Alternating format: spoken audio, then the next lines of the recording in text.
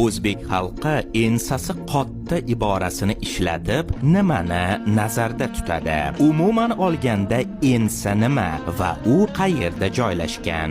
Darhaqiqat biz og'zaki tilda ensasi qotta, ensasini qotirdi iboralarini ko'p eshitamiz. O'zbek tilining izohli lug'atiga ko'ra, ensa inson boshining orqa pastki qismini, shu joydagi suyakni anglatadi.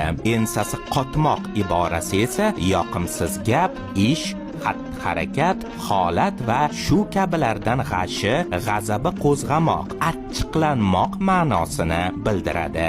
Ensasi qotta iborasining paydo bo'lishiga biror ishdan jahli chiqqan, norozi bo'lgan yoki shu ishga istehzoli munosabat ko'rsatgan odamning boshini biroz orqaga egib, holatga bir muddat bepisand yo yoqin qaramay qarab turishi sabab bo'lgan. Zotan bu holatda odam boshi harakatsiz turadi va ensa biroz qotishishi mumkin. Ensa so'zi eski o'zbek tilida bo'yin, gardan ma'nosida ishlatilgan. U hozir boshqa qardosh turkiy tillarda ham bo'yin, tananing orqa yuqori qismi, orqa tana, kuch-qudrat ma'nolarida qo'llanadi.